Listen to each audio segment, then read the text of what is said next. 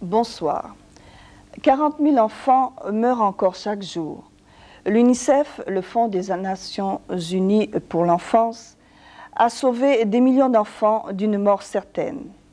Dès sa création en 1946, l'UNICEF affirmait sa volonté d'aider tous les nécessiteux, sans distinction politique, de religion, de classe ou de nationalité. L'UNICEF, 40 ans au service de l'enfant. Il y a une motion du président de la République que j'aimerais vous lire. Une motion de soutien donc. En tant que chef d'État, je tiens à louer les efforts faits par l'UNICEF afin de soutenir les gouvernements des pays d'Afrique et du tiers-monde dans leur combat destiné à réduire le taux de mortalité infantile et à assurer aux enfants santé et bien-être. En tant que médecin, j'approuve pleinement les idées et les méthodes préconisées dans le rapport du directeur général de l'UNICEF intitulé « La situation des enfants dans le monde 1984 ». On sait bien que l'enfant occupe une place éminente dans les sociétés urbaines et rurales de notre pays, la Côte d'Ivoire, comme dans toutes celles d'Afrique. C'est pourquoi j'appuierai toute volonté politique et toute action positive engagée dans la lutte entreprise à la fois par les gouvernements africains, les organisations non gouvernementales et les organisations internationales, dont l'UNICEF, afin d'améliorer les conditions de vie et d'épanouissement de l'enfant africain. Motion de soutien du président Félix Houphouët-Boigny. Nous recevons dans le cadre de notre émission, de ce spécial Femmes, et tout particulièrement en profitant du 40e anniversaire de l'UNICEF, nous recevons donc M. Jacques Danois, qui est représentant régional de l'UNICEF. Alors, M. Danois, nous aimerions bien savoir depuis quand vous êtes implanté en Côte d'Ivoire et peut-être un petit peu savoir quel est le but de l'UNICEF, ce que regroupe l'UNICEF. En gros, qu'est-ce que l'UNICEF ?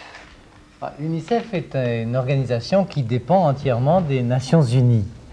L'UNICEF se consacre à un seul élément, à un seul but, qui est le mieux-être, qui est la survie, qui est le combat contre la mortalité infantile dans les pays du tiers-monde. Mais tout n'a pas commencé lorsque l'UNICEF, dans les années 53-54, est venu en Afrique, en Asie, en Amérique latine. Tout a commencé, comme vous l'avez dit tout à l'heure, en 1946, lorsqu'après la Deuxième Guerre mondiale, l'Europe était peuplée de malheureux, il faut bien le dire, de gens qui souffraient des conséquences de la guerre. Et une fois de plus, on s'est aperçu que c'était l'enfant qui était la victime principale. Alors de 1946 à 1953, l'UNICEF est né et l'UNICEF a travaillé à mettre sur pied, si vous voulez, des programmes qui ont consisté à soigner les enfants, à les nourrir et à leur permettre d'avoir une vie tout à fait normale. Et ils sont arrivés au but.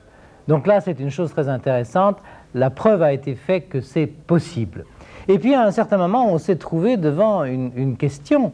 Puisque le travail était accompli, puisque les enfants retournaient à l'école, puisque le maximum était fait pour leur mieux-être, leur bien-être, est-ce qu'il fallait détruire cette merveilleuse machine qui s'appelait l'UNICEF et qui servait au bien-être des enfants?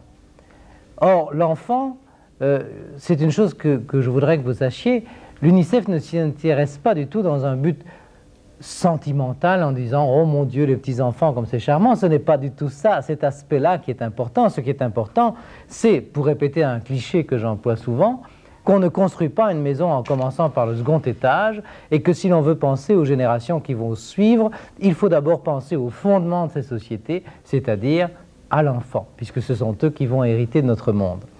Donc, on s'est demandé, est-ce qu'on va, maintenant que nous sommes en 1953, détruire cette machine merveilleuse qui sert à aider les enfants en Europe et qui a fait ses preuves?